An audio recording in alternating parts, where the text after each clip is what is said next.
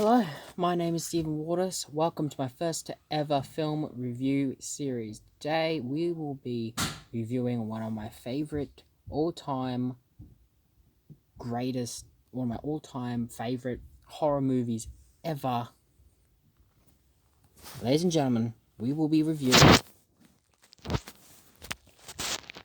Christine. Now, for those of you who don't know what this film is, let's quickly get you up to speed with a bit of fun fact behind the scenes info. First off, Christine is a film released in 1983, directed by John Carpenter, and was based on the novel written by Stephen King of the same name. First off, you got two horror icons collaborating for this film, already off to a good start. Now, before the film's release, in the early 80s, Stephen King was huge, and the majority of his films were becoming huge box office hits. And as soon as they heard that he was writing this, the studio jumped at the opportunity to create this film. And they asked John Carpenter to direct, of course. Now, this film went into production way before the book was published, and John Carpenter signed on to direct this film because this film came after The Thing, which was surprisingly a box office disaster. It was bad with critics and just flopped. Interesting to hear that today, as it's now considered a cult classic. But then again, to be honest, a lot of John Carpenter's works do become cult classics, and this is no exception. This film would be released in 1983, and did moderately well at the box office. Depends on who you ask. It either did well or it didn't. But it's now considered a cult classic, so I must go with the fact that it didn't do as good, and is now considered one of John Carpenter's greatest films, and along with one of the greatest Stephen King film adaptations ever. And I really hope one day someone does a remake. Now, the plot of this film. Now, the plot revolves around a nerdy kid by the name of Arnie Cunningham, who is always bullied at school and a bit picked on a bit at home. He and his best friend Dennis later one day end up at a stranger's place by the name of George LeBay and buy a old rundown 1958 Plymouth Fury. Arnie then buys it. Dennis tries to talk him out of it. When he can't keep the car at home, he takes it to a build-it-yourself garage owned by a Will Darnell. Arnie then works to put the car back together, but strange things begin to happen, and Dennis notices the fact that Arnie now looks and acts differently. He's more confident, but he also starts acting a bit out of character for what's known for Arnie, and he also starts dressing more like a 1950s greaser. Also, the fact that now Arnie is now dating the prettiest girl in school, Lee Cabot. And just as this is happening, the car now looks completely brand new. It is then revealed that the car is alive. And after an incident that results in the car getting wrecked by a gang of bullies, the car and Arnie begin a killing spree. Can Dennis and Lee save Arnie from his attachment to Christine? Now, I don't want to spoil the ending to this film, as you really need to see it, and I just don't want to be that person that spoils everything, as you really got to enjoy this film for yourself. But let's quickly get to the casting of this film. First off, Keith Gordon plays Arnie Cunningham. Lee is played by Alexandra Paul, who would later have a recurring role on Baywatch. John Stockwell plays Dennis, the jock and Arnie's best friend, who I happen to know from Top Gun as the pilot Cougar, but he also appeared in North and South in the first season as Bill Hazard. Speaking of North and South, William Ostrander played Buddy Ripperton, the bully whom he and his gang destroyed Christine in the film. He, of course, has had many movie and TV show credits to his name, as far as I've been told. And he too appeared on North and South as the character Forbes Lamont, as basically Billy Hazard's sort of arch nemesis. Despite that, this film is also known for having a bunch of character actors in the supporting roles, such as Harry Dean Stanton as the role of Detective Rudolph Jenkins, who is the police detective going around checking on Arnie and Christine, thinking they're responsible for the killings, how right as he is. Just saying that this guy has had so many movie and TV credits to his name, he is an absolute legend. And that's all I'm gonna say. Rounding up the remaining members of the cast include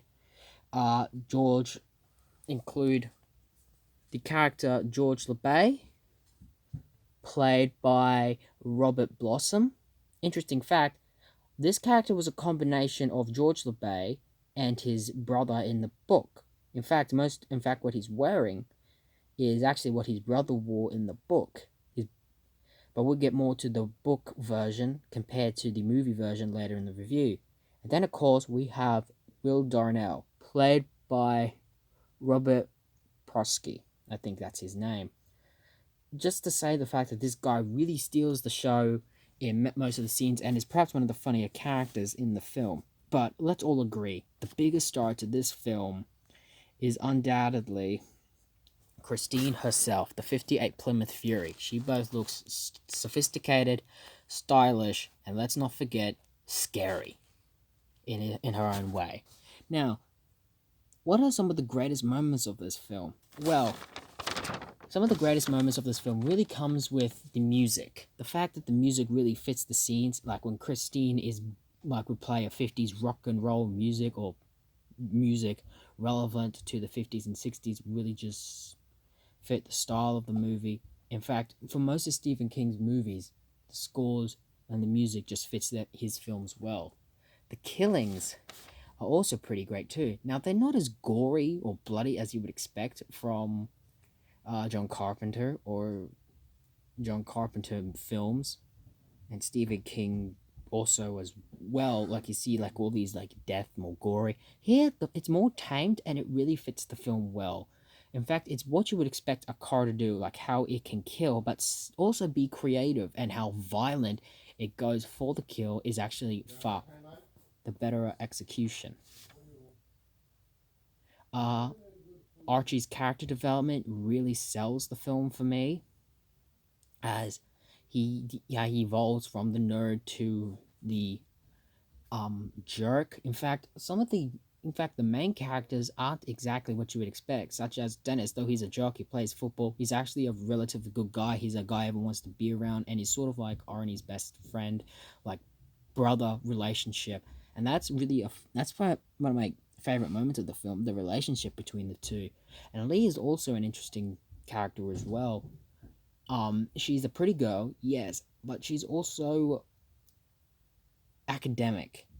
She likes to be sort of academically involved. She's smart, and you could easily understand that maybe because her and Arnie are both smart, you could easily form a theory of how those two met. They were both smart, academically gifted, they bonded, and next thing you know, they started dating. And that's a really good idea of how you could see how those two are dating. The supporting characters steal the show. Again, that's another reason to watch their supporting characters.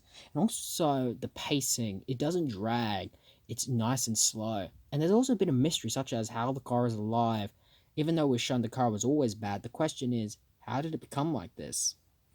And also, the killings is also added to the mystery of who's actually doing the killings, Christine or Arnie, as the screens are black, so you really can't see Arnie really driving to imply that he's the one doing the killings. But then again, it is basically said that but basically it does add the mystery. Plus also you can see it from another standpoint. It's black because we don't see the stunt driver, yes, but if you see it from another perspective, you could get it. Also, the ending is pretty great too. Again, I won't spoil. And the fact that the movie is very faithful to the book, but then again, it's also completely different. And for me, that's really hard to get. A good balance of being faithful, but at the same time being different, so you can have some leeway and creativity. Any bad moments. There's not really any bad moments. But if you do come into this film thinking it's going to be bloody and gory, you're going to be disappointed, as it's more of a character-driven piece horror story and more mystery. And that's something I find to be very refreshing, considering the most modern ones are always these like bloody like these bloody kills, and the characters themselves are always three-dimensional. They're not as fun as, in my opinion, they should be. Overall, this is a really great movie, and I recommend it has a 5 out of 5 stars. It is such a good movie, with themes of teenage rebellion, young love, and toxic relationships, and all the characters are interesting to watch and just engaging. Really, I cannot recommend this film any higher. Well, here we are. We've come to the end of my very first film review. Ironically, I look just like this car, coming out of the fire completely stressed out. I've been trying to work all day to somehow get this on. I try recording it on my computer. It just hasn't worked, so I have to use my iPad. So I'm very sorry about the quality. And again, I've just like to create videos that don't have to be fully great. They're just fun to do. And I think that's really fun about doing these things. But anyway, here's the end of my movie review. I hope to quickly get back on one day to continue on with my Bond series review. But it's going to be pretty hard to do that. But I like to do like different things in between, like movie reviews, TV show reviews, gaming reviews, even walkthroughs maybe. But overall, this is the end of my first one. I hope for those of you who are watching this have enjoyed it and have continued watching to this point. And join with me next time for my next, even though I do plan to continue my Bond series, I will also continue the movie reviews with doing other films as well. The next one I plan to do in the future, and hopefully maybe in 2 weeks' time, will be, ladies and gentlemen, 2005's Walk the Line. I hope you enjoy. Enjoy the rest of your day, ladies and gentlemen. Until we meet again, so long for now.